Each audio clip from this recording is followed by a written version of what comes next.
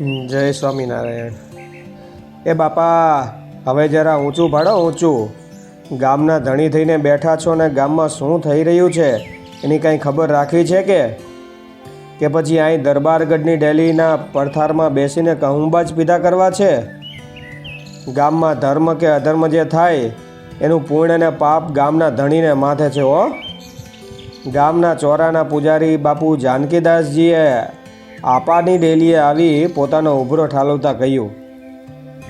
આ સાંભળી ભરચક ડાયરામાં બેઠેલા હૃષ્ટપૃષ્ટ શરીરવાળા, મોટી આંખોવાળા અને મોટા થોભાવાળા બાપુ આપો ઉગો ખુમાણ ઊંચું જોઈને બોલ્યા, કેમ જાનકીદાસજી, આવા વાંકા વાંકા વેણ કેમ અમને સંભળાવો છો? આપણા ગામમાં તો સૌ ભાઈ બહેનો આનંદથી અને ધર્મથી રહે છે, કાંઈ અન્યાય અનીતિ તો થતા નથી, તોય તમારે અમને આમ કેમ કહેવું પડે છે? આપા, આ તો હું તમારો ગુરુ છું એટલે તમને વાત કહું છું. આ ગામમાં પાખંડ અને પ્રપંચ થતા હોય તેને અટકાવવા એ પણ રાજવીનું કામ છે. હું તમને સાચે સાચું કહું છું કે હમણાં સ્વામિનારાયણનું એક પાખંડ નીકળ્યું છે અને આ હળાહળ કડીમાં લોકો તેને ભગવાન કહે છે. બાપુ, અત્યારે આવા પાપી કળિયુગમાં ભગવાન હોય ખરા? ના રે ના જાનકીદાસજી, આ પ્રપંચી યુગમાં પ્રભુ ક્યાંથી હોય? જ્યાં માનવીઓને સામાસામી એકબીજાની સહેજા નથી ત્યાં પ્રભુની વાત શું પૂછવી? જે લોકોને કાંઈ ખબર ના હોય તેવા ભોળા અને બુદ્ધિ વિનાના માનવીઓ એને ભગવાન કહેતા હશે, પણ આપણે તો એ વાત માનવા તૈયાર નથી. પણ આપા, એ સ્વામિનારાયણના બાવાઓ જગતમાં ફરીને ખોટો પ્રચાર કરે છે અને લોકોને નાહવું, ધોવું, પૂજાપાઠ આવું બધું શીખવી છેવટે એને ભ્રમણામાં નાખી કોણ જાણે કેવી બુટ્ટી માણસોને સૂંઘાડે છે કે જેથી માણસ ગાંડો તૂર થઈ એ સ્વામીના મૂંડિયાની પાછળ જ ફર્યા કરે. પછી એ નહીં ઘરનો કે નહીં બહારનો સ્વામિનારાયણ સ્વામિનારાયણ એમ કહીને એ જ્યાં ત્યાં રખડ્યા જ કરે છે. તો પછી માણસોએ એવા પંથના બાવાઓને ગામમાં આશરો શું કામ આપવો જોઈએ? બાપુ, આશરાની ક્યાં વાત કરો છો? આ આપણા જ ગામમાં મીઠા સાકરેને ત્યાં 15 મૂંડિયા આવ્યા છે અને ઘાંટો કાઢીને સ્વામિનારાયણ સ્વામિનારાયણના નામની ધૂન મચાવી છે. ગામના નાના છોકરાઓ અને મોટા માણસો પણ ત્યાં ભેગા થયા છે. આમાંથી કોઈકને જો એ બાવાની ચોટ લાગી જશે ને તો ચોક્કસ ગાંડો તૂર બનાવી દેશે. માટે આ બાવાઓને વહેલાસર ગામ બહાર કાઢો, નહીંતર તમારા ગામનું નખો જ કાઢી નાખશે અને પાપ તમને લાગશે. હું તો હવે જાઉં છું. શ્રાવણ મહિનો હતો. આકાશમાં ઘનઘોર મેઘાંડંબર છવાઈ ગયું હતું. અંધારાના ઓઘ અવની ઉપર ઠલવાતા હતા અને ધીમે ધીમે ઘૂંટાઈને એ ઘાટા બનતા હતા. આકાશમાં મધુરી મેઘગર્જના થતી હતી.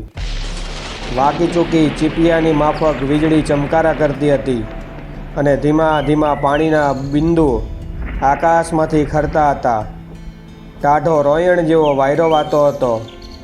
બજારમાં પાણીના પ્રવાહ ચાલ્યા જતા હતા અને કરાળ જમીનમાં કાદવ જામ્યો હતો. આવે વખતે મીઠા સાકરિયાને ઘરે સાધુના મંડળોએ આવી આરતી કરી.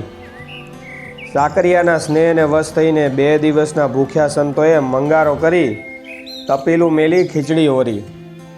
ખીચડી ચડવાને થોડી વાર છે તેવામાં હેકારા અને દેકારા કરતા માનવીઓનું એક ટોળું ત્યાં આવ્યું. સ્વામિનારાયણના મૂંડિયાને કાઢો, બહાર કાઢો કહી સાકરિયાના ફળિયામાં પ્રવેશ કર્યો. ટોળાના આગેવાને ખીચડીના વાસણને પાટું મારી ઊંધું પાડી નાખ્યું. ભજન કરતા સંતોને ગાળો ભાંડી ધક્કામુક્કી કરી અને પટેલની ડેલી બહાર કાઢ્યા. નિર્માની સંતો પણ આવો કોલાહલ સાંભળી સાવધાન થઈ ગયા હતા. પોતાના તુંબડા અને પૂજાની જોડી લઈને સ્વામિનારાયણ સ્વામિનારાયણ કરતા ચાલી નીકળ્યા. તોય આ દુષ્ટ લોકોએ એમનો કેડો ન છોડ્યો. કાદવ ઉડાડતા, તિરસ્કાર કરી અપમાન કરતા અને ગાળોનો વરસાદ વરસાવતા ઊભી બજારે ધક્કા મારતા બધા ગામના ઝાંપા સુધી આવ્યા અને ત્યાર પછી જ એ તોફાની ટોળું પાછું વળ્યું. પણ બે ચાર દૈવી ભાવનાવાળા અને હૃદયમાં ભારે કકડતા મીઠા સાકરિયા આદિ ભાઈઓ સાધુની પછવાડે ગયા. ગામ બહાર વેરાન જગ્યામાં તલબાવળના ઝાડ નીચે ગોદડી નાખી વૃદ્ધ આત્માનંદ સ્વામીને બેસાડ્યા અને વરસાદથી બચવા માટે તે ઝાડ ઉપર બીજી ગોદડી નાખી કૃપાનંદ સ્વામી, ગુણાતીતાનંદ સ્વામી અને બીજા સંતો બેઠા. મીઠા સાકરિયાએ કહ્યું કે મહારાજ, અમારા ગામનો દરબાર મહા અનાડી અને અધર્મી છે. કાયમને માટે પાપ જ કર્યા કરે છે. દારૂ માંસમાં ચકચૂર રહે છે અને અધર્મના અવતાર રૂપ આવા પાપી દરબારને અત્યારે 62 વર્ષની ઉંમર થઈ છે, છતાં પુત્ર નથી. આવા ક્રૂર અને દુષ્ટ બુદ્ધિવાળા માનવીને પ્રભુ ક્યાંથી પુત્ર આપે? આવી વાત સાંભળી કૃપાનંદ સ્વામી અને ગુણાતીતાનંદ સ્વામીએ બધા સંતોને કહ્યું કે આપણને બધાને આ રાજાએ ખૂબ કનેડ્યા, જમવા દીધું નહીં અને અપમાન કર્યું, તો પણ આપણે એનું ભલું થાય એવો સંકલ્પ કરવો જોઈએ. કારણ કે શ્રીજી મહારાજની આજ્ઞા છે કે મારા સંતોને કોઈ દુઃખ દે તો તેનું સારું થાય એવો સંકલ્પ કરવો. તો આપણે બધા સંકલ્પ કરો કે શ્રીજી મહારાજ તેમને ગુણવાન એવો દીકરો આપે અને આપણી જોડીઓ તેના દરબારગઢમાં ટીંગાય. આ વાતને આજે 12 વર્ષોના વાણા વાઈ ગયા છે. સ્વામિનારાયણ સંપ્રદાય વીજળી વેગે વધી રહ્યો છે. મોટા મોટા શહેરોમાં શિખરબંધ મંદિરો અને ગામડાઓમાં મંદિરો બંધાઈ રહ્યા છે. મોટા મંદિરોમાં રામનવમી, જન્માષ્ટમી, જલજીલણી, ભીમ એકાદશી, વસંત પંચમી વગેરે ઉત્સવના દિવસના સમય નક્કી થયા છે. વડતાલ અને અમદાવાદ સંપ્રદાયના મુખ્ય કેન્દ્રો છે. આ બંને કેન્દ્રમાં ચૈત્ર મહિનાના નોમથી પૂનમ સુધી અને કાર્તિક મહિનામાં એકાદશીથી પૂનમ સુધીના સમય નક્કી થયા છે. આજે જૂનાગઢના મહંત સદગુરુ ગુણાતીતાનંદ સ્વામી પગ રસ્તે હરિભક્તોના ગામડામાં ફરતા મોટા સંઘ સાથે વડતાલ જવા નીકળ્યા છે અને જૂના સાવરની શેત્રુંજી નદીના પટમાં પડાવ નાખ્યો છે. સ્વામી આગળ હરિભક્તોની મોટી સભા બેઠી છે. સ્વામી મહારાજના મહિમાની વાતો કરી રહ્યા છે. એવામાં 11 વર્ષની ઉંમરનો એક કિશોર સભામાં આવે છે. વિશાળ ઉપડતું ભાલ, સુંદર અણિયાળી આંખો, નાજુક નમણી નાસિકા, આભલા જેવા ચળકતા ગાલ અને રાજવંશી પોશાકમાં સજ્જ થયેલો આ બાળક સ્વામી પાસે આવ્યો અને નમન કર્યા અને મીઠી વાણીથી સ્વામીને કહ્યું કે મહારાજ, તમે અહીં ગામ બહાર નદીમાં કેમ ઉતરા છો? ગામમાં પધારો. મારા બાપુ ઉગા ખુમાણનું આ ગામ છે. આ વાત સાંભળી ગુણાતીતાનંદ ગુરુ ક્ષણવાર તો આ કિશોર સામું જોઈ રહ્યા અને મનમાં સમજ્યા કે 12 વર્ષ પહેલાં આ ગામમાંથી આપણને અપમાન કરીને જેણે કાઢ્યા હતા તે જ દરબારનો કુંવર છે. માટે હવે જે રીતે આ કાઠી રાજવી તથા કુંવરનું અને આ ગામ લોકોનું ભલું થાય તેમ આપણે કામ કરવું. આમ વિચાર કરીને સ્વામીએ કીધું કે ભાઈ, તમારા બાપુનો મનાઈ હુકમ છે એટલે અમે આ ગામમાં નહીં આવી શકીએ. કુંવર બોલ્યા, મહારાજ, મારા બાપુ જ આપને તેડવા આવે તો તમે આવો કે નહીં? હા, તો જરૂર આવીએ, સ્વામીએ કહ્યું. એ વાત સાંભળી કુંવર તો ગામમાં ગયા અને બાપુને કહ્યું કે બાપુ, તમે તો અહીંયા ડાયરો જમાવીને બેઠા છો, પણ આપણા ગામની નદીમાં ઘણા માણસોને સાથે લઈ એક મહાત્મા આવ્યા છે, તો આપણે એને ગામમાં લાવીએ? બાપુ હસીને કહેવા માંડ્યા કે ભાઈ, એવા બાવા તો ઘણાય જ આવે, એની ઉપાધિ આપણે શું કરવાની હોય? કુંવર કહેવા માંડ્યો કે બાપુ, આ મહાત્મા બીજી રીતના છે, એને તો આપણા ગામમાં લાવવા જ જોઈએ. બાપુએ કહ્યું, તો પછી બોલાવી આવ, પણ તે રહેશે ક્યાં? કુંવરે કહ્યું, આથમણા બાળના ઓરડાની લાંબી હારમાળા છે, એની ઓસરીમાં એ બધા ઉતરશે, પણ એ મહાપુરુષને તેડવા માટે આપે જ ચાલો. તેમણે કહ્યું છે કે તમારા બાપુ આવશે તો જ આવશું. બાપુ કહે, ભાઈ, હું તો ત્યાં નહીં આવી શકું, તું જઈ એને તેડી લાવ. આ વાત સાંભળી કુંવર જીવણા ખુમાણ ઊંચા અવાજે રડવા લાગ્યા.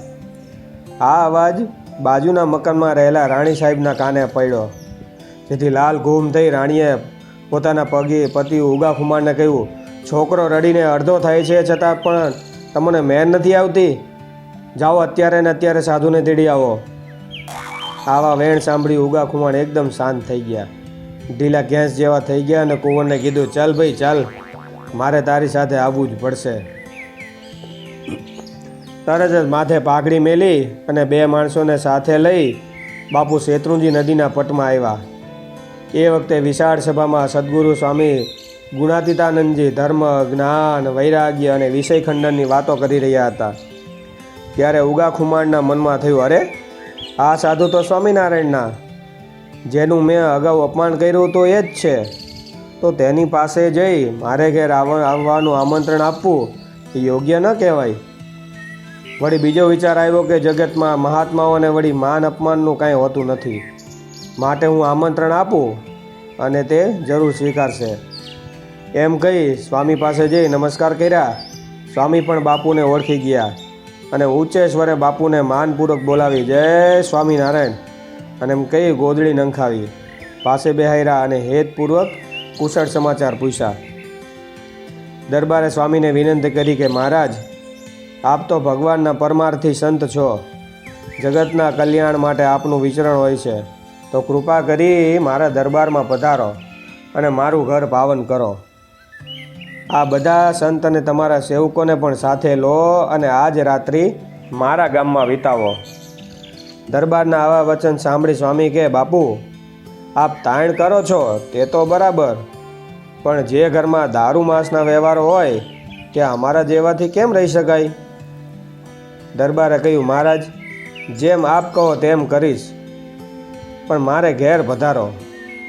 આવો દરબારનો આગ્રહ સાંભળી સ્વામીએ કહ્યું, જુઓ દરબાર, પ્રથમ આછી ગારથી તમારો આખો દરબાર ગઢ લીપાવો, ભીંતો સાફ કરાવો, ઉપલા કાટવરણમાં પણ પાણી છંટાવો, વાસણ બધા ઝાડ સોંસરવા કઢાવો. આટલી વિધિ થાય ત્યારબાદ અમને તેડવા આવો. દરબારે હાથ જોડ્યા અને કહ્યું, બહુ સારું મહારાજ. એમ કહી ઘેર ગયા. તરત જ માણસોને બોલાવી સ્વામીના કીધા પ્રમાણે બધી વિધિ કરી અને પછી પાછા આવ્યા અને નમસ્કાર કરીને સ્વામીને કીધું કે પધારો મહારાજ. 60 થી 70 જેટલા સંતો, 300 જેટલા સત્સંગીઓ, આ બધા ગામ જૂના સાવરમાં ઉગા ખુમાણના દરબારગઢમાં આવ્યા. વિશાળ ઓસરીમાં ખીંટીએ જોડીઓ હિલોડા લેવા માંડી અને તેની ઉપર ભગવી પાઘડીઓ અને ભગવા ધોતિયાઓ ગોઠવાઈ ગયા. હારબંધ સંતોની પંક્તિ બેસી ગઈ. સામી બાજુ સત્સંગીઓની પણ સભા ભરાણી અને વંદુ સહજાનંદ રસ રૂપ અનુપમ સારને રેલો, એ જેને ભજતા છૂટે ફંદ કરે ભવ પારને રેલો. આવી રીતે પ્રગટ ભગવાનના ધ્યાનના કીર્તનોની જીગ બોલાવા માંડી. તેનો મંગળમય પ્રવાહ આખાએ દરબારગઢમાં રેલાયો અને ત્યાંથી નીકળી બહાર ગામમાં પ્રસરો અને પ્રવાહ ઘૂમતો ઘૂમતો શેત્રુંજીના નીર ભેળો પડી નીચે ગામડાઓમાં પ્રસરી અને સત્સંગના વિકાસના સાધનરૂપ બન્યો. કીર્તન પૂરા થયા બાદ સ્વામીએ ઉપદેશની વાતો કરી. બીજી બાજુ રસોઈ તૈયાર થઈ. ઠાકોરજીને થાળ ધરી સંતો અને સત્સંગીઓ જમ્યા અને પ્રસાદ દરબારગઢમાં પણ મોકલાવ્યો, જેથી દરબાર ઉગા ખુમાણ, તેમના પુત્ર જીવણા ખુમાણ તથા રાણી અને દરબારના માણસો પણ જમ્યા. બીજે દિવસે સ્વામી ચાલવા તૈયાર થયા તો જીવણા ખુમાણે સ્વામી પાસે આવીને કહ્યું, મહારાજ હમણાં ખમો, હું મારા બાપુને બોલાવું. થોડી જ વારમાં ચાલાક રાજકુમાર પોતાના બાપુને તેડી અને સ્વામી પાસે આવે છે.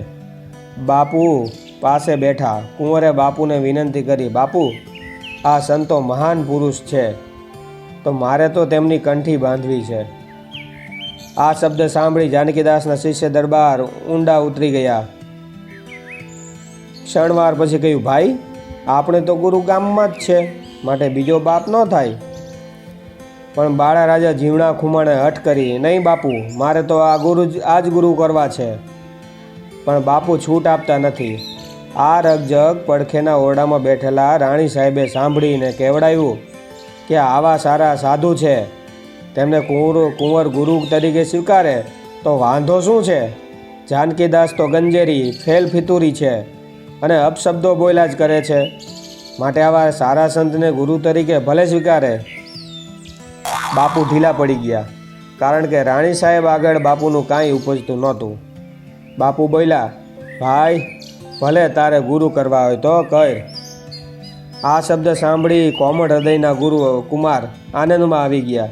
સ્વામી પાસે જઈ હાથમાં પાણી લઈ વર્તમાન ધરાવી સત્સંગી બન્યા અને આભૂષણ સમાન રૂપાળી બેવડી કંઠી ગળામાં પહેરી રાજી થયા અને પગ પછાડતા બાપુની પડખે આવી બોલ્યા, બાપુ તમે કંઠી બાંધો અને ગુરુ કરો. આ શબ્દ સાંભળી તો ઉગો ખુમાણ કહેવા લાગ્યા, એ ભાઈ તે ગુરુ કર્યા એટલું બસ છે, હવે તું મને રહેવા દે. મારે એના ધર્મની કંઠી નથી પહેરવી હો, મારે તો જાનકીદાસ બાપુ ઠીક છે. આ સાંભળી પાછો જીવણા ખુમાણે હોઠ લાંબા ટૂંકા કરી રોવાનું ચાલુ કર્યું અને આ રુદન સાંભળી રાણી સાહેબ એકદમ લાલ પીળા બની ગયા અને દરબારગઢમાંથી હુકમ કર્યો, છોકરો રડે છે એની તમને કંઈ ખબર છે કે નહીં? આખી જિંદગીના પાપ ધોવે એવા મહાપુરુષ સામે ચાલીને આવ્યા છે, એને ગુરુ કરવામાં અને કંઠી પહેરી લેવામાં તમને શો બાધ આવે છે? આ પ્રમાણે રાણી સાહેબનો હુકમ થતાં જ બાપુની બધી ચંચળતા શાંત થઈ ગઈ. જાણે કે 108 ડિગ્રીનું દબાણ થયું હોય તેમ બાપુની આંખોમાં ગરીબાઈ દેખાવા લાગી. ગાત્રો ઢીલા પડવા લાગ્યા અને ઢીલા અવાજે બોલ્યા, ઠીક ભાઈ, લે ત્યારે હુંય ગુરુ કરું. એમ કહી સ્વામી પાસે આવીને બોલ્યા, લો મહારાજ, મને કંઠી પહેરાવો, આ છોકરો મને નહીં છોડે. સ્વામીએ તરત જ બાપુનો જમણો હાથ જાયલો અને તેમાં પાણી આપીને શરણાગત મંત્ર બોલી અને જળ નીચે મેલાવ્યું અને કહ્યું, બાપુ, દારૂ, માટી, ચોરી, અવેરી, વટલવું નહીં અને વટલાવવું નહીં. આ બધા નિયમો બરાબર પાળજો અને અત્યાર સુધી કરેલા તમારા પાપ બળી ગયા, હવે નવા ન કરતા. અને જો નવા કરશો તો જૂના બધા પાપ સજીવન થઈ જશે. પાણી ગાળજો, દૂધ ગાળજો, લસણ ડુંગળી જેવી ગંધારી વસ્તુ ખાશો નહીં, વગેરે વગેરે સત્સંગના નિયમો આપી રાજવીના ભવના બંધન કાપી દરિયા જેવા ગુણગંભીર ગુણાતીતાનંદ સ્વામી ભજન કીર્તન કરવા વડતાલ ઉપડી ગયા. ઉપર આ પ્રમાણે મહાપુરુષોએ માર ખાઈને પણ આ કાઠી રાજવીનું કલ્યાણ કર્યું. ચંદનને જેમ ઘસે તેમ સુગંધની ફોર છૂટે, શેરડીને જેમ છોલે તેમ વધારે મીઠો રસ મળે. તેમ પ્રભુના લાડીલા સંતોને કોઈ આત્મા કણસી આપે, દુઃખ આપે તો તે સંતો તે કષ્ટ આપનારનું પણ કલ્યાણ કરે. ધીર ગંભીર સંતોના ચરિત્રોના આવા પ્રસંગો પ્રેરણાદાયક છે. જીવણો ખુમાણ મોટા થતાં શ્રીહરિના અનન્ય ભક્ત થયા. તેઓને પ્રતિપક્ષીઓએ કનડવા માટે ઘણા જીવલેણ હુમલા કરેલા, પરંતુ શ્રીજી મહારાજે તેમની રક્ષા કરેલી. આ રાજવી હાંડા જેવા ગામના માલિક હતા, છતાં પણ નિર્માની ભક્તોના પ્રતિકરૂપે હતા અને તેમને અપાર મહિમા હતો. ગઢપુરમાં જ્યારે આવતા ત્યારે એક વસ્ત્ર પહેરી તેઓ દાદા ખાચરના દરબારમાં આડોડતા અને કહેતા કે પુરુષોત્તમ નારાયણ અને તેમના લાડીલાઓ અહીં વિચરા છે. આ ચરણ રેજ દેવતાઓને પણ દુર્લભ છે. આ દરબારે આજથી 100 વર્ષ પહેલાં પોતાના ગામ જૂના સાવરમાં 3000 રૂપિયાના ખર્ચે મંદિર બંધાવ્યું, જે હજુ પણ મોજૂદ છે. મીઠા સાકરિયાના વંશજો અત્યારે ત્યાં નથી, પણ બીજા કણબી સત્સંગીઓમાં સત્સંગ સારો છે અને મીઠા સાકરિયાની મીઠાશ હજી ત્યાંના સત્સંગમાં ફેલાઈ રહી છે. સહજાનંદ સ્વામી મહારાજની જય.